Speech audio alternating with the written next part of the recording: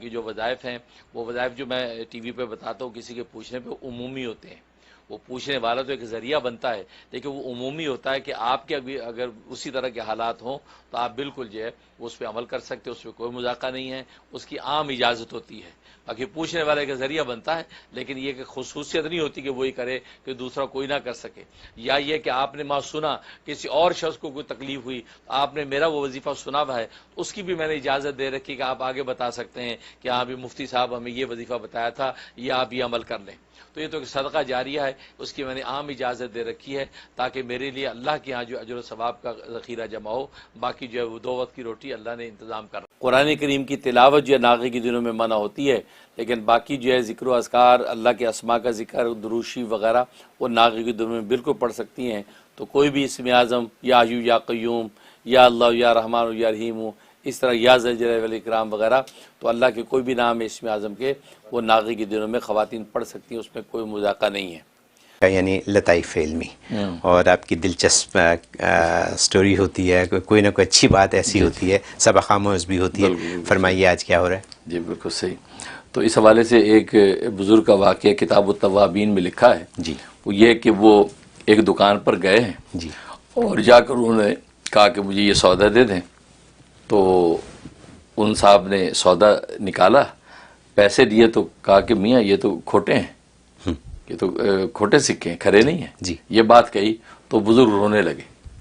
اور وہ جب دکاندار نے صورتحال دیکھی کہا کہ بابا جی آپ روئے نہیں، کوئی بات نہیں، میں آپ کو فری میں دے دیتا ہوں، لیکن آپ پر ایک سودا نہ ملنے کی وجہ سے آپ رو رکھا کہ پھر روئے جا رہے. لوگ اکٹھے ہو گئے کہ حضرت آپ کیوں رو رہے ہیں، خیریت تو ہے.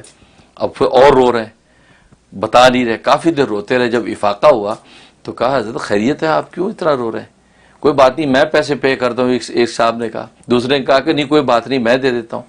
تو آپ روئے نہیں، آپ سودا لے جائیں. فرمایا کہ نہیں، میں اس لیے نہیں رو رہا کہ میرے پاس پیسے نہیں اور مجھے سودا نہیں ملے گا. میں اس لیے رو رہا ہوں کہ میں اپنے ذام میں ان کو کھرے سکے سمجھ کے آیا تھا اور میں نے پیش کیا، اور اس نے جب دیکھا اس نے کہا یہ تو کھوٹے ہیں. تو دنیا کے اندر تو اس کا آلٹرنیٹو مل جائے گا کہ میں دوسرے کھرے سکے اس کو دے دوں یا کوئی مددگار بن جائے گا. لیکن کل روز قیامت میں جو میں نے دنیا میں اعمال و کرتوت کیے ہیں، کل روز قیامت میں رب کائنات نے ان کھوٹا قرار دے دیا، ان کو کھرا کون کرے گا؟ وقت ہی نہیں ہوگا پھر تو. وقت ہی نہیں ہوگا. جس کو کہتے ہیں عقل معاد. یہ عقل معاد کہلاتی ہے کہ دنیا کی ان چیزوں میں سے آپ آخرت کا سبق نکال لیں. اور اللہ والوں کو اللہ یہ نگاہ دیتے ہیں کہ دنیاوی چھوٹی چھوٹی چیزوں میں سے وہ آخرت کا سبق نکال لیتے ہیں. تو انہوں نے کہا کہ مجھے یہ ڈر ہے کہ آج ہر آدمی اپنے کیے پر خوش ہے، ہر آدمی اپنے عمل پر خوش ہے کہ یار بس ہم بخشائے ہیں، دوسرے کا پتہ نہیں کیا بنے گا. لیکن اس کو یہ خبر نہیں کہ کل روز قیامت میں اللہ کے یہاں اس کی کیا قیمت لگی. ہو سکتے ہیں ہمارے اعمال جو کھوٹے قرار دے دیے جائیں تو اب اس کے بعد کوئی راستہ نہیں ہے. اس پر میں رو رہا ہوں اور اللہ سے دعا کر رہا ہوں کہ یا اللہ جیسے یہاں ابھی پتہ چل گیا مجھے کہ میرے سکے کھوٹے تھے اور کھروں کا انتظام کر رہا ہوں، یا اللہ اگر میرے یہ اعمال کھوٹے ہیں تیری نظر میں ابھی مجھے بتا دے تاکہ میں یہیں پہ کھرے لے کے آؤں تیرے پاس. یہ نہ ہو کہ کل اگر آ گیا وہاں شرمندگی کے علاوہ کچھ نہیں ہوگا. اس لیے نبی نے یہ دعا بتائی ہے، اللہم ارنا الحق حقا وارزقنا اتباعہ. یہ دعا کیا کرو، اے اللہ دنیا میں حق کو حق کر کے دکھا دے تاکہ ہم اس کی پیروی کریں. اور وہ ارنا الباطل باطلا وارزقنا اجتنابہ، کہ اللہ باطل کو باطل کر کے دنیا میں ہمیں دکھا دے اور یہ ہمیں توفیق دے دے کہ ہم اس سے اجتناب کریں. تو دنیا میں کھرے کھوٹے کو واضح کر دے یا اللہ تاکہ ہم جو کھرا راستہ اختیار کریں، کھوٹے سے بچیں تاکہ کل روز قیامت میں شرمندگی نہ ہو، اس لیے کہ وہاں کوئی آلٹرنیٹو نہیں ہے. مفتی صاحب یہ فرمائیے کیا ایسا ہو سکتا ہے؟ بالکل ہو سکتا ہے. اچھا ہو سکتا ہے. اس کا طریقہ یہ جو دعا جو میں نے بتائی یہ بڑی زبردست چیز ہے. بس یہ دعا مانگیں، اللہ کے دامن سے وابستہ رہیں تو اللہ میاں پھر یہ قدردان ہے، وہ ضائع نہیں کرتا.